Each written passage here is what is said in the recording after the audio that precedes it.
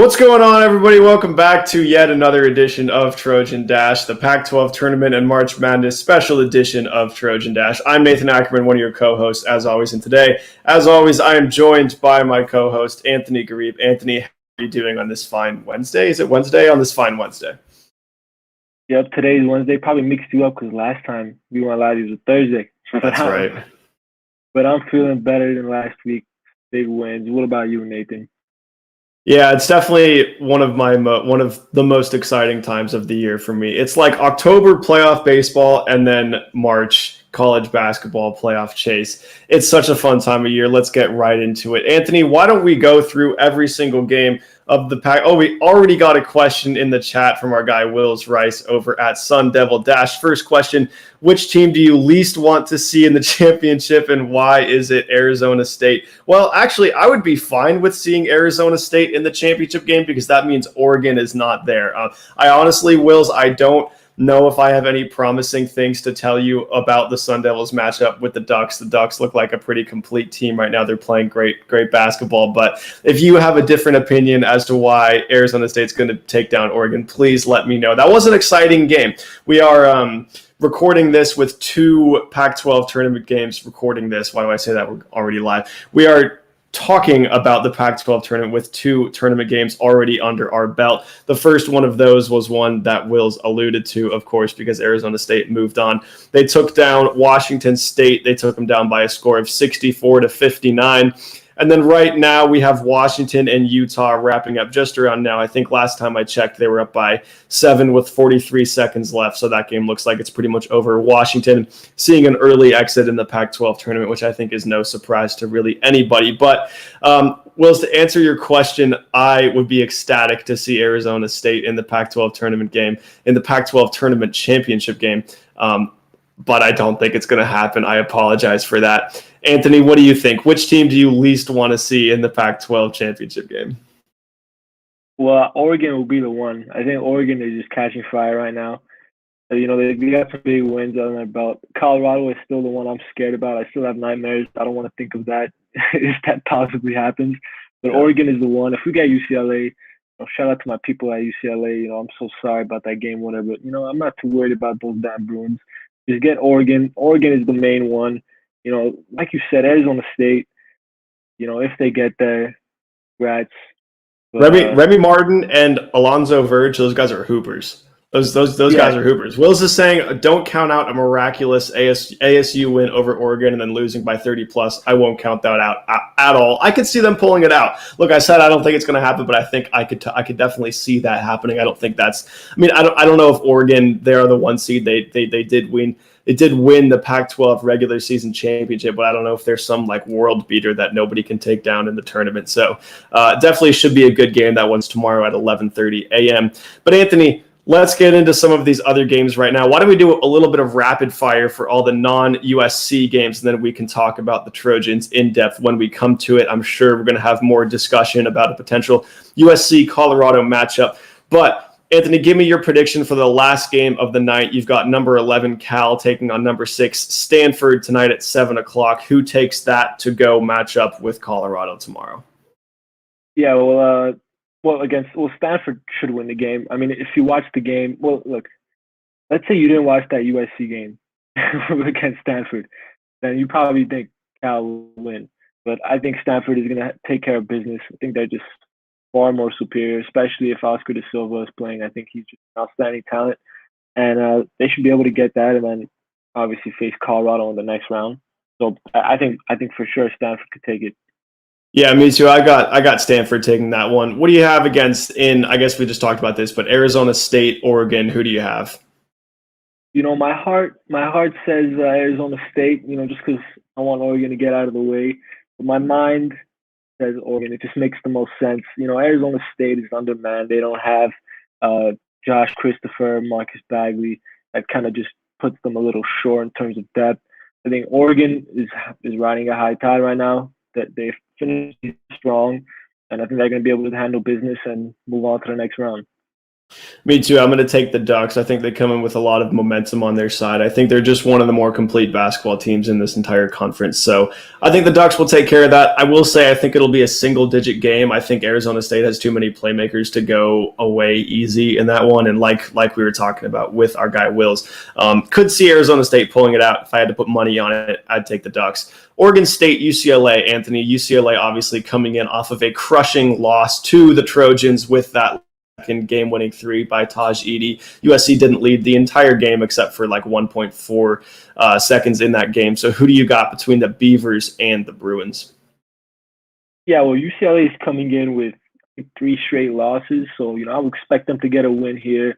Obviously, Oregon State, as we saw against USC early on in the season, they have potential, and they beat Oregon too as well. They have potential to take down some of these bigger teams. Eden Thompson is going to be the key player for them, but I think UCLA should be able to get out of it. But I wouldn't be surprised if Oregon State takes the W because, like I said, UCLA is just on a really bad stretch, and not really confident, especially after that loss. So, I think UCLA will take it, but wouldn't be surprised if Oregon State handles and gets a win. Yeah, I'm going to take the Bruins too. I think Oregon State is a pesky team, and I think that they're a scrappy team. So, I could see them taking that game. But yeah, I mean, UCLA obviously isn't coming in very hot, but I think they have more playmakers. I think that I don't know. I think they can put together 40 minutes of basketball better than the Beavers can. So I would take UCLA in a close, 6 or 7 point game, something like that. Stanford, Colorado. I don't know. I think you and I are pretty much on the same page with this one. Yeah, Colorado definitely. Yeah. All right, let's get into some USC-Utah talk. I think it's going to be Utah. I don't know if that game has officially... Okay, 97-92 with 10 seconds left in that game. Barring a miracle, taking on the Utes. Anthony, tell me about what you are looking for most heading into the Pac-12 Tournament quarterfinal between the Trojans and the Utes. Yeah, the main thing I really want to see is if Evan Mobley is going to show up. He hasn't played well against Utah in both games. The first game, he didn't have any field goals. The second game, he was like 4 of 15 off the top of my head. Don't quote me on that, but he had a really bad shooting night. Just seemed out of it. I want to see him be more aggressive. I mean, these are knockout stage games. Is he going to show up? That's the main thing I want to see. Another thing, Drew Peterson, the last game when on the road, he had 19 points, game high. So will he show up? He's been really consistent. The past 2 games to end the season, he wasn't playing as well. But he should come out and be a little bit more aggressive. But I definitely want to see how Evan Mobley will play because he's the player who's going to take this team, past a first or second round in March Madness. So I'm going to be interested to see how he plays because, like I said, he hasn't played against the Utah team. They've got bigger forwards. They're more aggressive. They're physical, and usually that's what it takes to stop Evan Mobley. So, I want to see what he's going to do. I want to get a little bit of a 15-10 game, maybe 3-4 blocks. That'll be something that I really want to watch and see how he shows up against this team. Yeah, I think the interesting thing for me coming into this game is that USC is the more talented team, and far superior team to Utah overall. But you have a USC team that's entering this game. It's not playing terrible basketball because they did win their last 2, obviously, with the defensive lockdown performance against the Cardinal last Wednesday. And then obviously the comeback win against UCLA on Saturday, the 64-63 win. But even in that UCLA game, they didn't play very well the entire game. UCLA was outplaying the Trojans for pretty much the entirety of that game. So I don't know if USC is necessarily peaking at the right time right now, so to speak. And then before those 2 games, they obviously lost 3 out of 4, 3 of those losses to Arizona State, Colorado, and Utah. And on the flip side, you've got the Utes coming into this game. They just won 98-95, which means over their last 2 games, Utah has scored a total of 196 points. That's 98 points in each of those 2 games against Washington and against Arizona State. Before that, they had a 5-point loss to Oregon State, and the game before that was the 71-61 win over the Trojans. So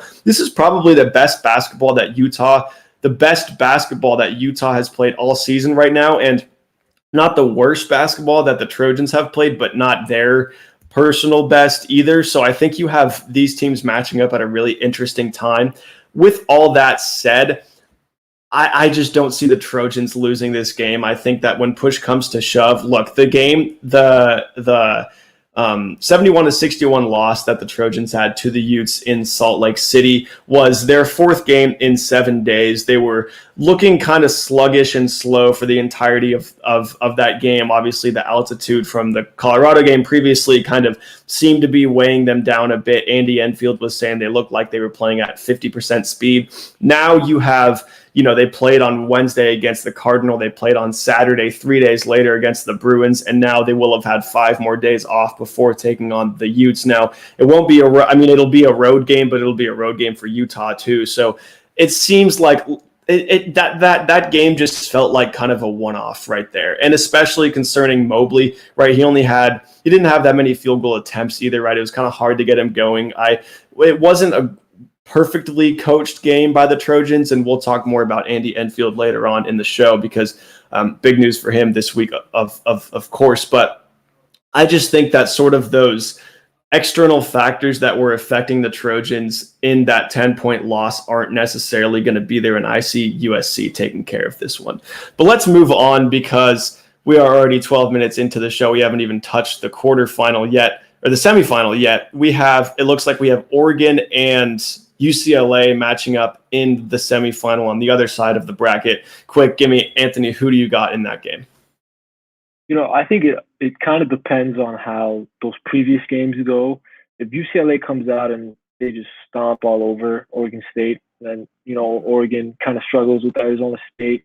I wouldn't be surprised if it's a closer game and it's a tougher matchup. But Oregon, I think, has the momentum. I mean, if they win that game, I think that'll be, 4 or 5 games in a row that they've won, something like that.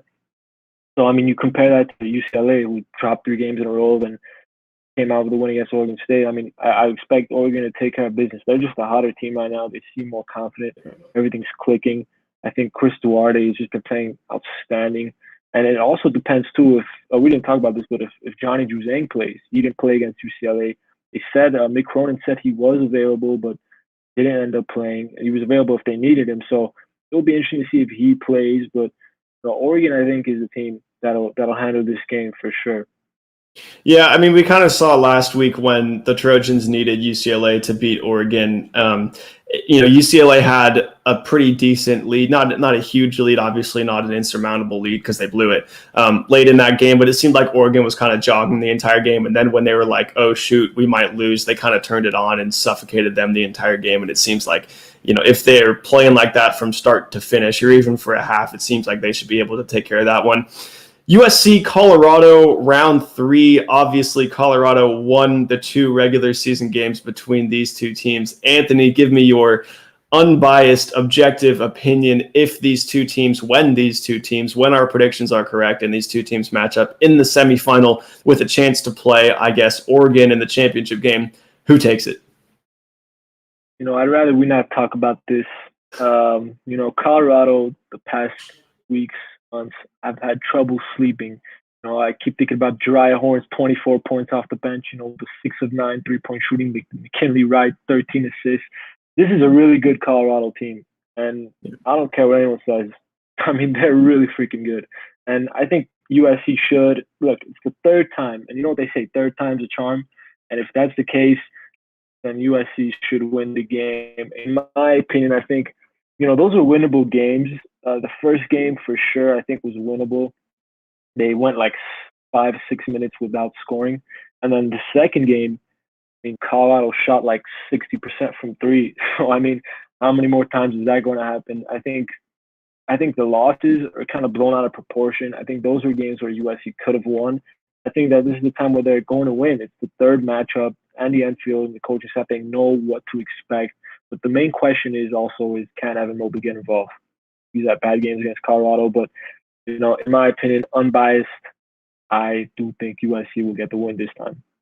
Yeah, it's hard to beat the same team 3 times in one season, and I won't say that what I'm about to say is because of what we've seen in the previous 2 games between these two teams, but it just seems like USC's kryptonite And the games where Evan Mobley doesn't really struggle, because he doesn't really struggle all that much, to be totally honest. But the games where he doesn't dominate are against those physical teams. And to me, Colorado is that.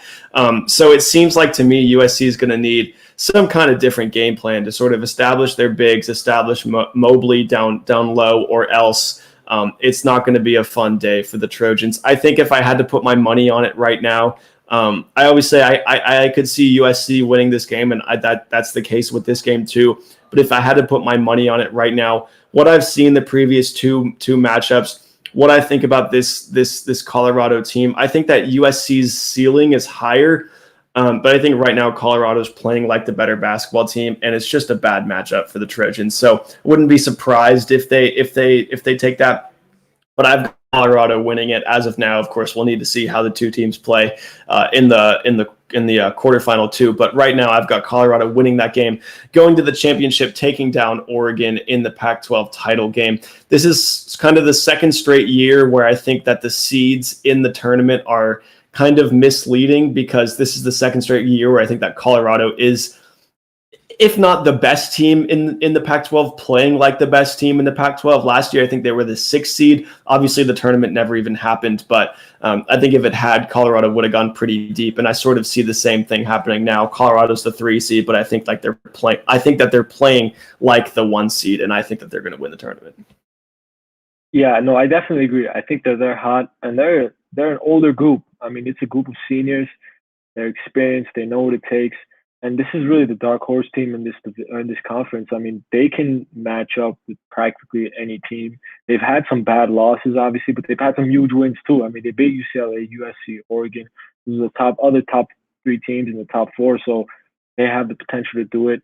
I think especially now in terms of tournament play, anything can happen.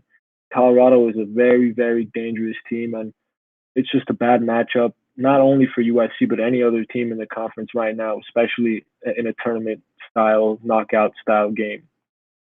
Yeah, and I would say, I mean, like I just said, if I had to pick one of those two teams to win the tournament, I would pick Colorado. Could see the Trojans doing it. But with that said, I think that if I had to pick one of these teams to make a deeper run in March Madness, I would pick USC, because I think that their ceiling, the way that they can play as a team, is just higher. I think that I could see them going to the Elite Eight. I don't know if I could see Colorado doing that, but let's talk a little bit about March Madness. Obviously, we'll know the Trojans bracket. We'll know the entire bracket. We'll know everything on Sunday, I believe. Anthony, I'm curious how you think the Pac-12 tournament could sort of shape the seed that the Trojans get. Because to me, right now, I could see them falling anywhere from a 4 seed to like an 8. I think if they match up against the Utes tomorrow at 5:30 and they lose that game, the way that they've been playing over the last couple of weeks, it's hard to give them anything within that 4, 5, 6, 7 range. I think that they would end up as an 8 if they were to do that, maybe 7 absolute tops. I think if they lose in the semifinal, you could give them a sort of 5 or a 6, depending on who they lose to and how they play. If you put them in the championship game, I don't see them getting anywhere lower than a 5. And if they win it, I could see them cracking into that 4 tier. But Anthony, tell me how you think USC's seeding could still play out, and what you think they need to do to sort of lock up, we'll say, a 6 or better. Yeah, well, definitely if they reach the championship and they win it, that's about 5 games in a row to close out the season. That'll put you in a great position to get a 4 seed. I think that's definitely the max. I think a 3 seed is for sure out of the question. I mean, a month ago they were projected for a 4 seed or 4 or 5, and then they dropped to about 8 or 7 after that 4-game stretch. I think, if they lose in the first round, I really do agree with what you're saying. If they lose in the first round, I think depending on how they lose, could be an 8 seed, could be a 7 seed, which is very, obviously not favorable, but this is still a dangerous team, even if they are an 8 seed or a 7 seed. But then if they go to the quarterfinals the semifinals, they win that, go to the finals, could be a 4 seed, could be a 5 seed, depending on how they lose. I think no matter what, they're a dangerous team in March Madness. And, whatever happens in terms of the other squads, the Pac-12 doesn't get any love in general, no matter what it is. I think Colorado was even seeded 8, and Oregon might have been seeded 7 or 6, even though that they're on a really good stretch. So I think USC, realistically, like you said, the range is an 8 to a 4 seed.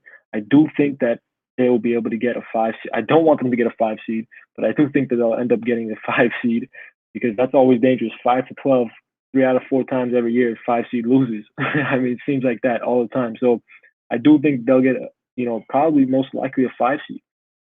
The committee won't be too impressed by the way that they ended the season. If they go 5 games in a row, win the whole tournament, the 5 seed is probably most likely. I would expect a little bit more. I mean, depending on, obviously, it's a lot of what ifs. If they go into the conference championship against Oregon and blow them out, I think a 4 seed is likely. But 5 seed makes the most sense in terms of how the odds or how bracketology has been working throughout the season. Consistently, they've been predicted to be the 5 seed. I think that's where they'll end up when the brackets are revealed Sunday. Yeah, I think the only thing that could really hold this team back in terms of the March Madness seed is, I think, whoever puts those brackets together, the committee, whatever, I think they like 2 things. One is teams who are playing well, right? Teams who are sort of riding that high going into the big dance. And 2 is like signature wins. And if you look at USC's schedule, they don't really have any. Like, I guess Oregon is, the Pac-12 champion. They beat them by 14. They played amazing in that game. But other than that, I mean, they lost their 2 games to Colorado, who's, I believe, the only other ranked team in the Pac-12. They beat UCLA twice, but UCLA, I wouldn't say is like, super impressive of a. I mean, it's definitely a solid win, but it's not one of those things. It's not one of those things that's like, oh, we should be a 3 seed because we beat UCLA twice. And beyond that, like they have a bunch of solid wins against a bunch of, decent Pac-12 teams, but nothing where you really point to at the end of the year and say, like, look at what we did, right? And part of that's just the way that the schedule was put together. I mean, they played 27 games so far. They've lost 6 of them. So it's not like, they've had all these chances to win these impressive games and they've just lost them, although the 2 against Colorado certainly is that. But I think if you have them go deep in the Pac-12 tournament, that probably requires them beating Colorado and getting over that hump, maybe even winning it. That probably means that they either beat Oregon for the 2nd time or UCLA for the 3rd time. And anytime you beat the same team, the same respectable team, because they're definitely a respectable team 3 times in one season, that's definitely impressive. So I think, and then with the other concern about not playing well is, yeah, they've won their last 2, but before that they lost 3 out of 4. If you have them go deep in the Pac-12 tournament, you have them beating teams like Colorado, teams like UCLA, teams like Oregon, even if it's like a Stanford, who's a decent team, but, or a team like Utah, who's playing well right now. Obviously that's not like a win you can really brag about, but they're playing decent basketball now. So if they go deep in the Pac-12 tournament, I think they can erase sort of the only 2 concerns that the committee can have about this team. And if they can do that, I don't see why they shouldn't be a 4 or a 5 seed. I think, like you said, a 3 is probably out of the picture.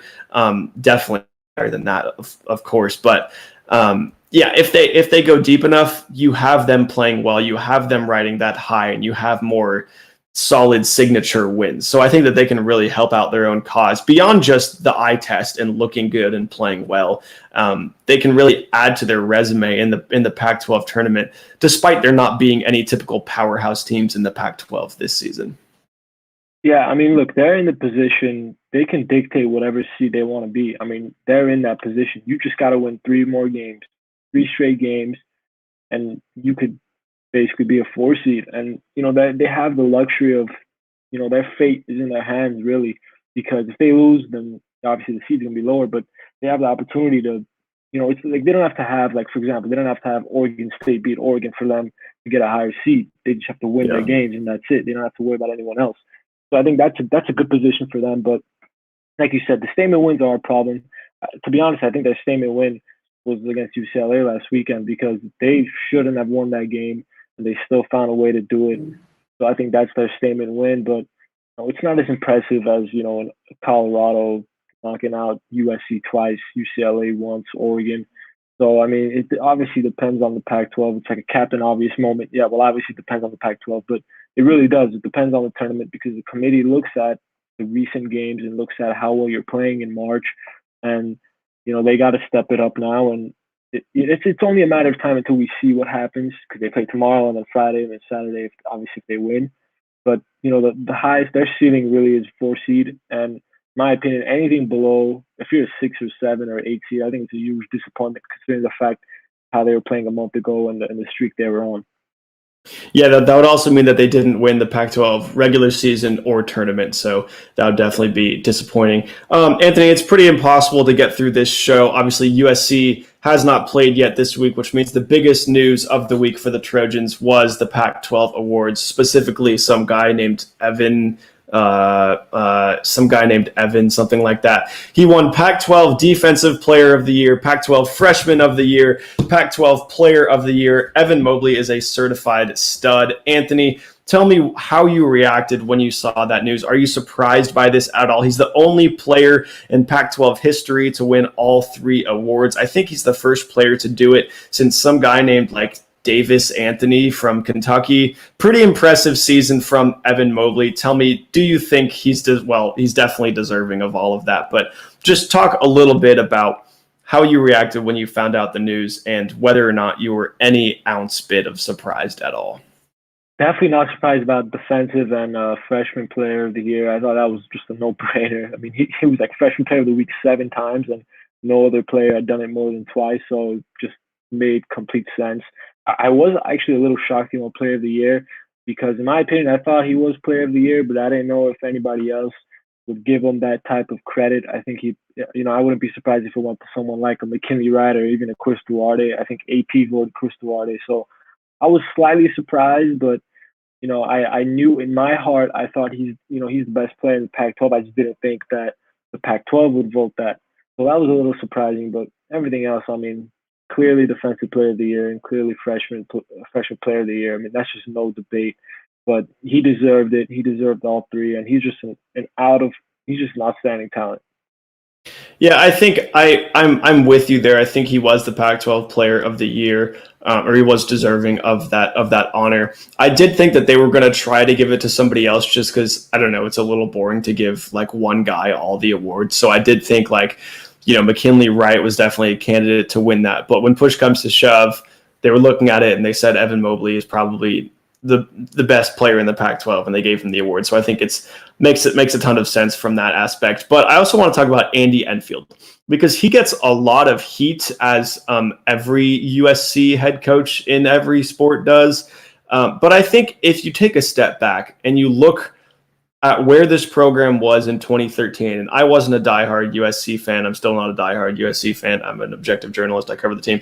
But I didn't follow USC at all, right? I didn't know anything about USC basketball. And I think that's not because I didn't watch college basketball, but it's because USC basketball just wasn't on the map, right? And I think what you've seen over the last 7-8 years is that he's just changed the culture entirely, right? USC basketball, I think people are beginning to realize that we're not just a football school, and we have this basketball program that might finish the season ranked higher than any other major sport at this school, right? So I think he gets a lot of flack, I guess. And there have certainly been some games this season where, they weren't perfectly coached games. Like the Utah game is one that stands out to me. It seems like they just had no rhythm on offense whatsoever. It seemed like everybody was playing super slow motion, all that. And it seems like there have been a few of those games this year. But when you look at what he's done from a recruiting aspect, from just turning the program around from where it was in 2013, 2014, when he took over the job, it's an entirely different program, and I think that he's deserving of this award. I think USC's improvements from last year, losing Big O, the number 6 overall pick in the draft, and being unquestionably, I think, a better team, and they lost a bunch of other guys last year too, Jonah Matthews. So I think when you lose all that and you take a bunch of transfers who are redshirt seniors, grad transfers, juniors, you have 3 returning players. And obviously it's made easier by the fact that you have Evan Mobley. That's no surprise. But I think the job that he's done this year, bringing that team together and leading them to 21-6, super impressive. Yeah, and I'll make it quick. I know we're out of time, but just the fact that he had no training camp, no scrimmages before that first game, they're able to win 21 games, finish second in the Pac-12, in position to win the Pac-12. It's super impressive. He deserves the credit. And obviously, coming into the season, he'll predict to finish 6th in the Pac-12. So with all those things, all the transfers, the only 3 returning players, the COVID restrictions, no fans, I could go on and on. The fact that he was able to get a successful season like this, definitely very, very deserving of the Coach of the Year award. And of course, we're not going to wrap up this show without shouting out Taj Edey, second team All Pac-12. Obviously, the biggest shot of USC's season to this point, I think pretty much indisputable with the game winner over the Bruins. So congrats to all 3 of those guys. That is going to do it for this edition of Trojan Dash. Thank you so much. And we will be back talking to you next week about March Madness. We will know USC's seeds, the first round matchup, the quadrant of the bracket that they're in, the time that they play, all of that fun stuff. And we will be back on Wednesday to talk to you about that. As a reminder, make sure to check out all of our various social media platforms: Facebook, Instagram, TikTok, Snapchat, Twitter. We're not on Snapchat. I don't know why I said Snapchat. That we're definitely not on Snapchat. Check out our website, dashsports.tv, for all of our awesome content, our exclusive columns with Sports Pac-12. Anthony does one over there. Make sure to check out his awesome work. I still haven't gotten a chance to read your column, by the way, but I'm going to do that right now, I promise. To everybody, thank you so much for tuning in. Make sure to check us out next week. Until then, thanks. We'll talk to you later.